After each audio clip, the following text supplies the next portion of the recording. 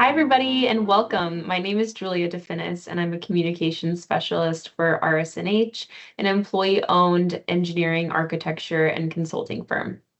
I'm joined today by Tom Everett, Senior Vice President and Strategic Advisor, also at RS&H. And today, Tom and I are going to talk all things mental health, something specific to our industry, but most everything is just applicable to all humans. Tom, thanks for hanging out with me today. Thanks. It's a thrill to be here with you, Julia, and I love to talk about this topic. Yeah, me too. Tom is a true veteran to the public transportation world, having dedicated his entire career to the field. He spent most of his career at the Federal Highway Administration, where he led major infrastructure programs and eventually served as the executive director for 4 years.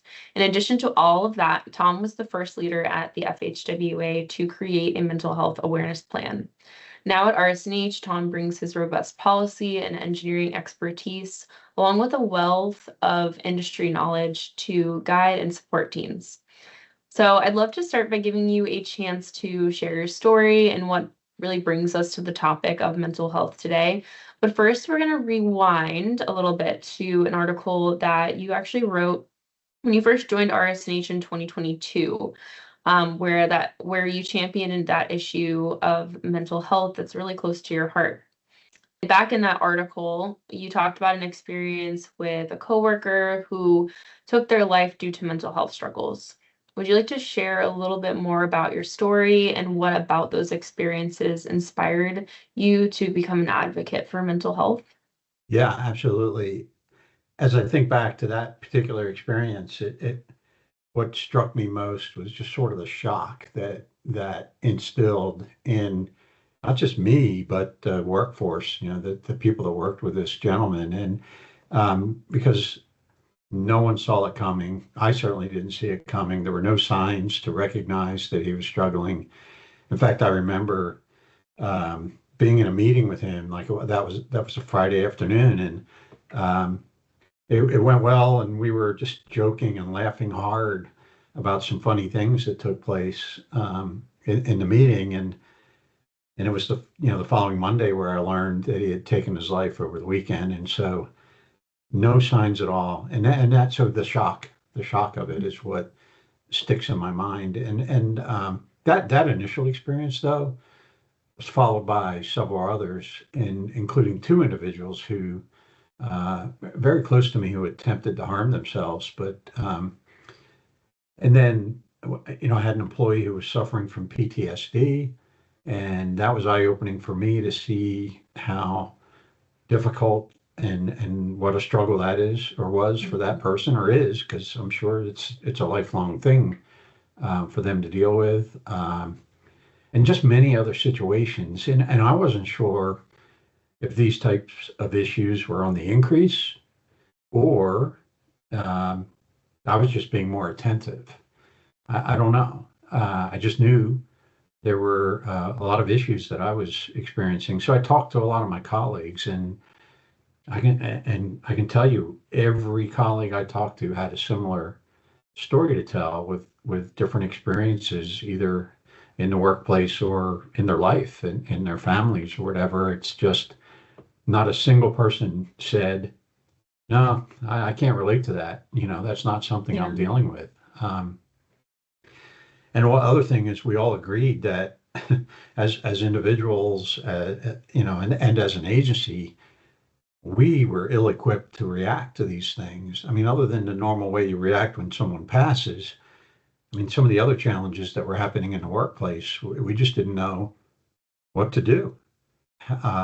And so we were, like I said, ill-equipped, and just honestly didn't understand some of the issues, the challenges themselves that people were facing. So when I became executive director, I was in a position where I actually could take some action to improve things.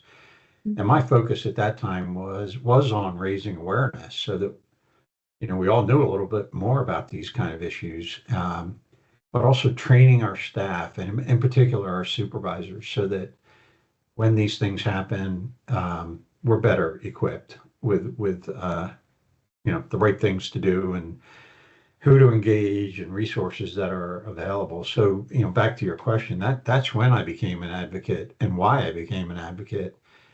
Although it wasn't in the AEC industry, it was in the government. But once I joined RS&H, I just continued to advocate for awareness and training within the AEC industry. So it just shifted from government to AEC. Yeah, that's great. A great, well, not a great backstory, but a great way to start bringing that to the forefront, and just understanding like what is needed even before an event happens. Like there's ways to maybe you can't prevent things from happening, but you can equip your people with those warning signs, or even if there are none, to just have a better sense of their mental health just day to day. Yeah, how to stay connected with individuals, right? How to have Mhm. deeper conversations. We all just greet someone and say, "Hey, how you doing today?" Right? And we really don't mean it 9 times out of 10. We hope the answer is, everything's cool and we all both go about our way, right? But just really meaning it and listening to the answer and being engaged in that conversation, rather than waiting for some sign or some signal, right? Mhm. That's something easy that we all can do.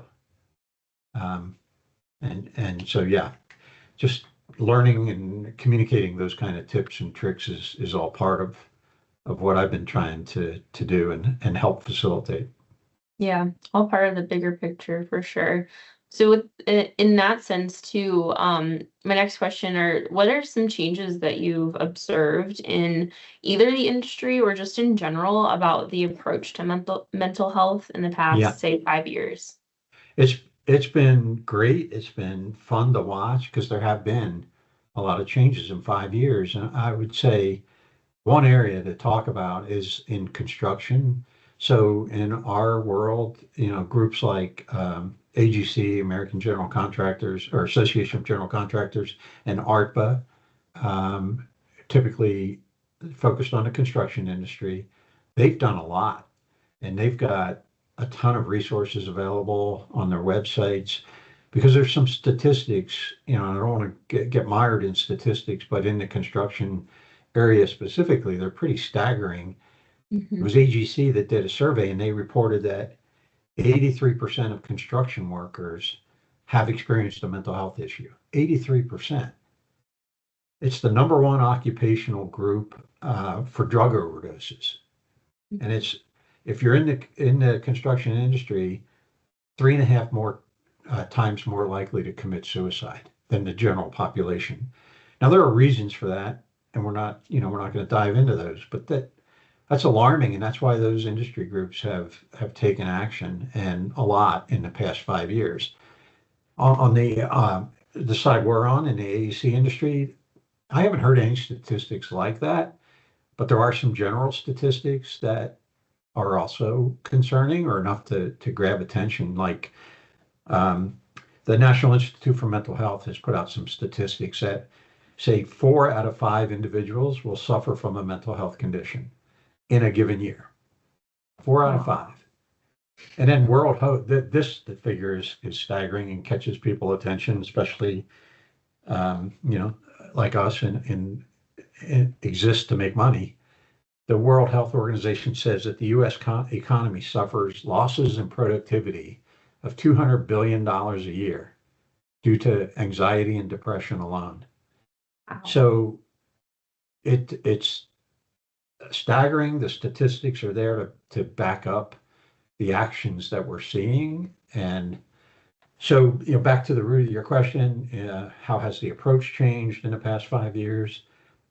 I'd say it's mental health in general has gone from a topic that either you avoided it in conversations, especially in a workplace, or it was really just talked about behind closed doors, Mhm. to one that now is frequently appearing on agendas for groups like ASHTO and individual state DOT conferences and meetings. And in fact, I've been asked to present at a couple of those on this topic. So, And then some state DOTs have gone even beyond just making it an item on an agenda. They're developing resources and making things available for employees, and training.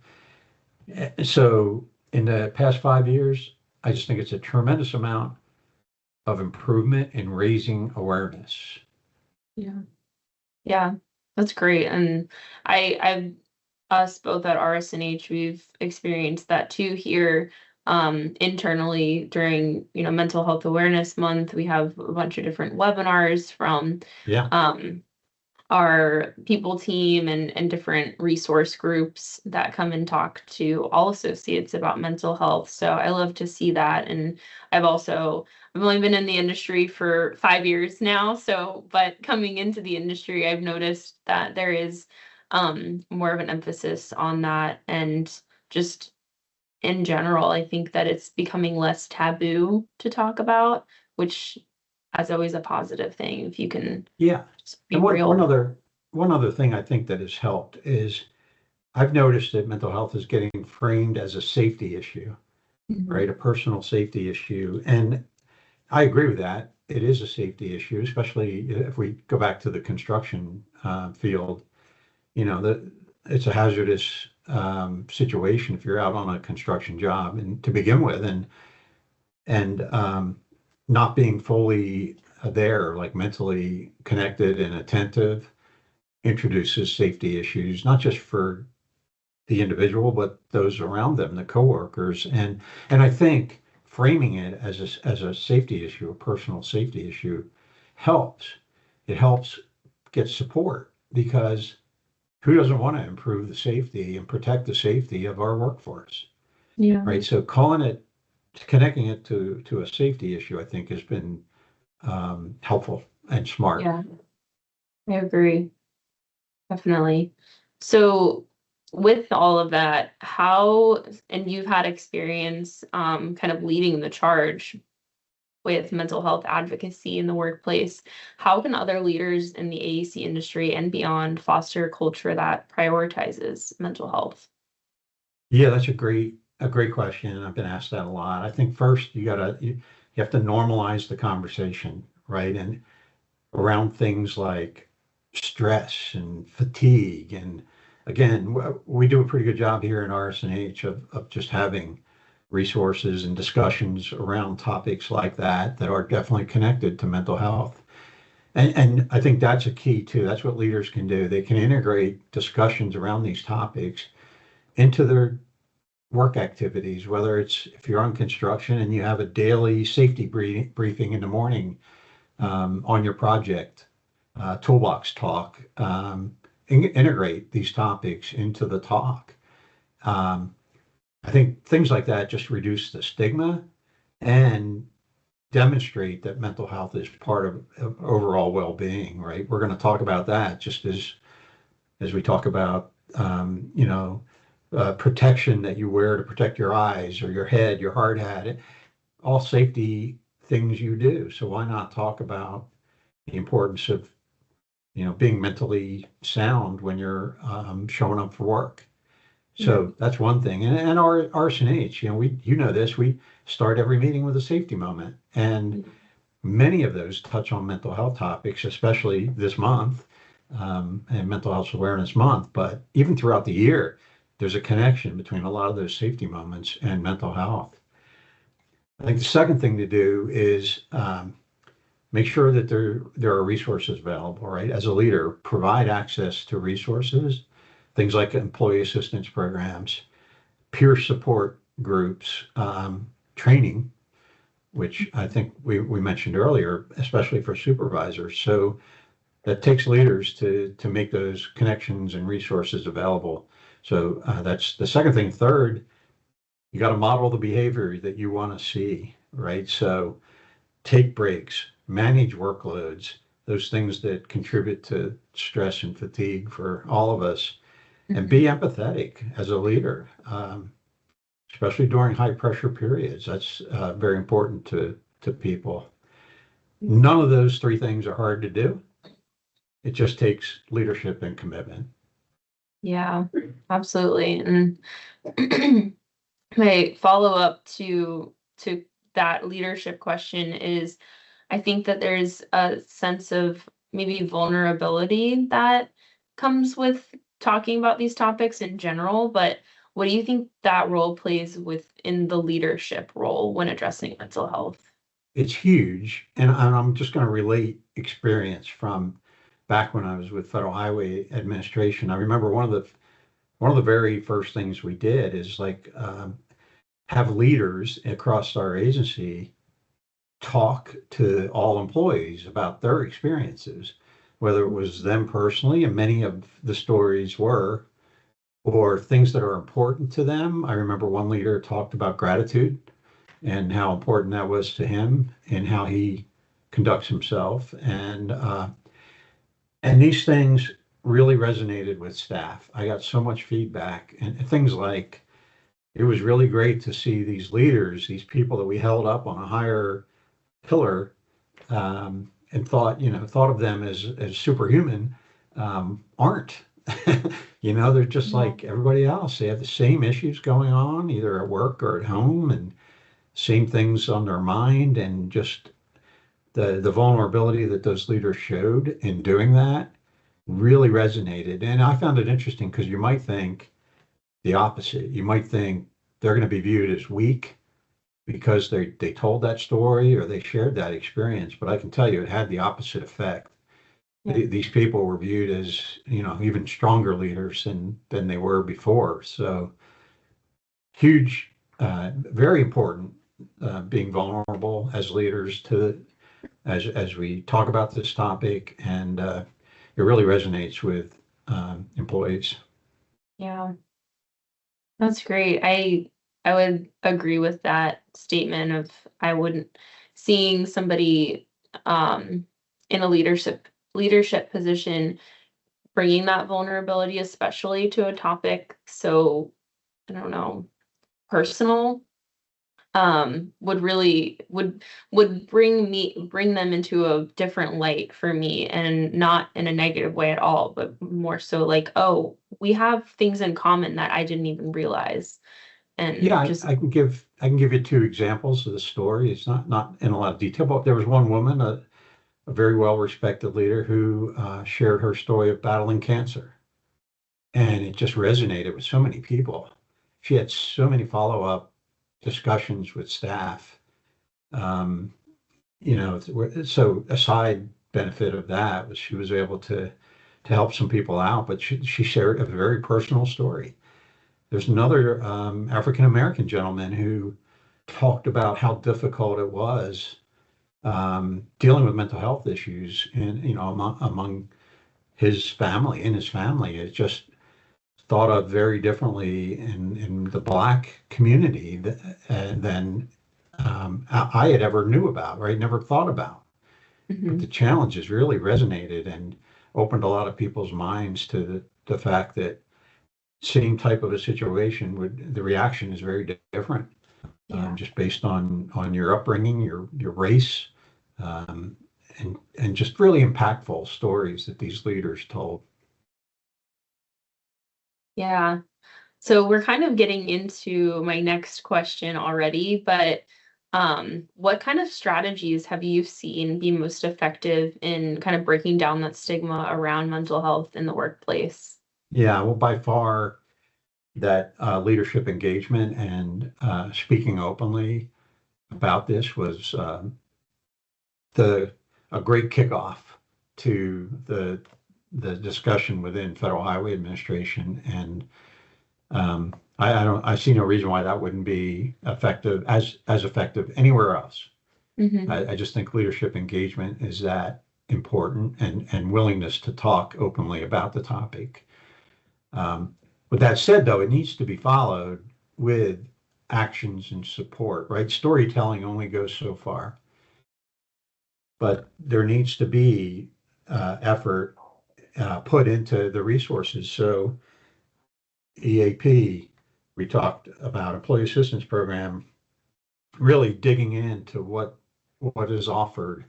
I remember looking at ours in Federal Highway and being surprised at some things, both good and bad. things that were available on the topic, but also things that were not available or limitations, Mhm. and acting to improve upon that, right? So I think that's a strategy, not necessarily focused on breaking down the stigma, but they go hand in hand, right? Because you can talk about it, you can tell those stories, you can engage leaders, but it's the actions that are going to matter, the follow Mhm. up, um, training. I know that's certainly a way to address the stigma. I did focus initially on getting training in for supervisors, but it turned out to be very valuable for all employees, right? Because it got into some of the things you and I were talking about earlier, the warning signals and things you can look for, because there are some in some Mhm. cases. Not every case is like the one I shared initially, where there were no signs whatsoever. That's common and that's a hard one, but there are other cases where there are things we can pick up on and maybe be a little more proactive than reactive. Another thing I found very helpful is engaging champions. So once we actually started talking about this openly, I had people raising their hand, just calling me or sending me an email. It's like, I want to help. Call on me. What can I do to be supportive? And that meant a lot. And it really, a lot of what we accomplished wouldn't have happened if those people didn't raise their hand and say, I want to be a champion. What can I do? So Totally. engage those folks. Employee resource groups I found to be very helpful as well. The story I like to tell there is I had one, we had several set up, but there was one we didn't, and it was a gentleman who was a veteran. And he came and said, why don't we have a veterans resource group? We have a kind of a unique set of challenges and concerns, and having a group where we can get together and just sort of share that experience among people we know, like people and people with similar experiences, and then know that we have a path to leadership if we have some ideas and suggestions. So I did. I created a resource group for veterans, but they're also very effective. The last thing I think I'll say is we got to get to where we think of mental health as more than just once a year campaign, Mhm. and it's a year long continual concern, just like physical health. And kind of tying it all back together, if we start to frame it as a safety issue, we don't think of safety once a month, well, once a year. We think of it Mhm. every day. And so Yeah. that's the way we need to get to thinking about mental health. I really love the way or love what you said there about just thinking it's not a monthly, once a month thing, once a year thing. It is all year round, every day. It's affecting somebody, Yeah, and it's something to be mindful of all the time. absolutely. Yeah. Absolutely. All right, my last question for you, Tom. How can we encourage some more open conversations about mental health?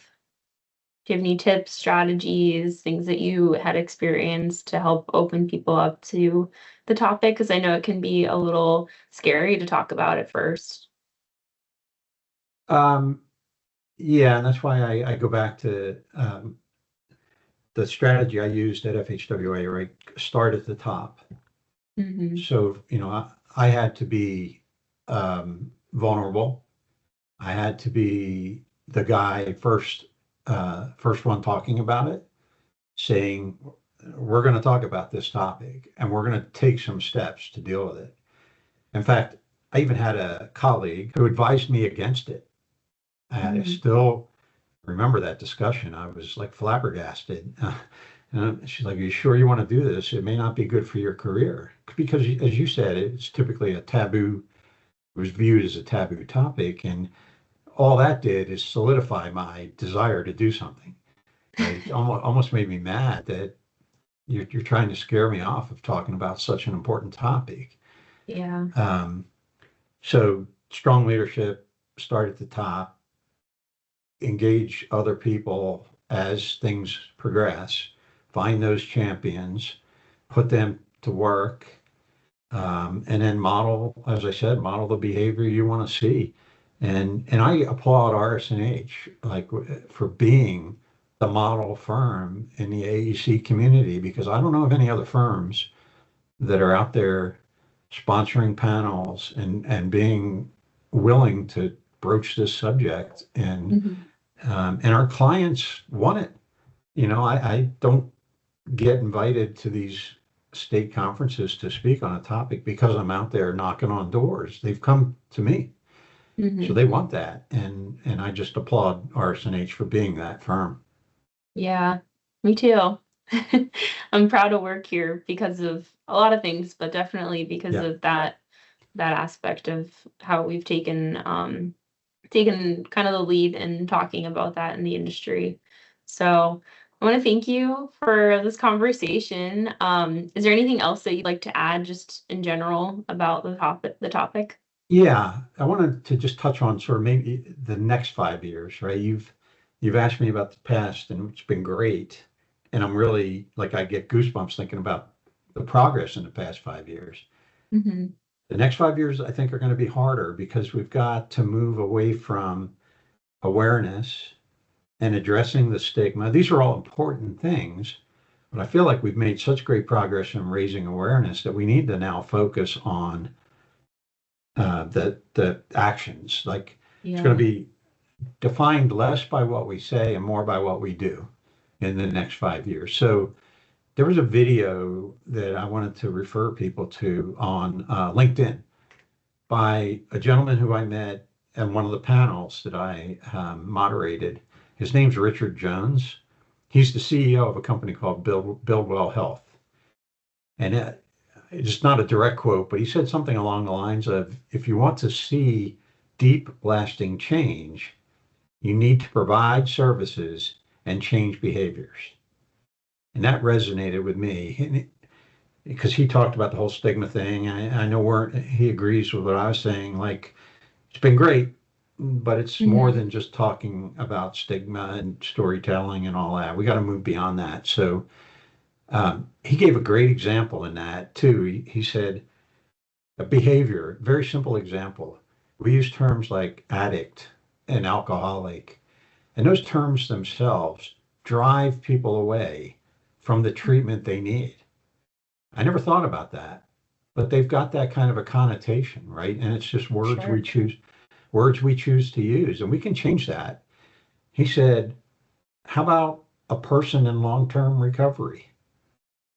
Has a very different tone to it and sound to Connotation. it. Yeah. And, it's how we think of people who are battling cancer. They're in a long-term battle and long-term recovery, right? It's so just a really a video that resonated with me. It's not very long. I'd encourage people to search him out on LinkedIn, Richard Jones. Yeah, we'll And link it in this video or the okay, notes. great. But when I did a presentation in Michigan, I ended it with a call to action so that it wasn't just another presentation, right? So can I end this podcast with a call to action? Please do. Yeah. So I'm just going to ask anybody who takes the time to listen to do one of these things in the next 30 days. Just commit to do it. Lead a mental health inclusive discussion with your staff. Pick a topic, fatigue, stress, just have a discussion. Ask your members or your coworkers, your colleagues, are you okay? Are you good? But then take the time to really listen to the answer, like we talked about earlier. That's the second thing. Third, share a resource. Share information on a resource, whether it's your EAP, our EAP, the hotline, the 988 number, suicide hotline that's available, peer support groups. Find one of those things and share information about that resource. And then identify a mental health champion. Maybe somebody has come to you and just shown a lot of interest in this subject. Talk to that person and see if there's some actions you could initiate with them collectively to help get, not just awareness, but get some actions taken that help move the needle in the next 5 years. So Yeah. no new program, no new budget. It's pure leadership. So pick one of them in the next 30 days. And then I think this can be more than just another podcast.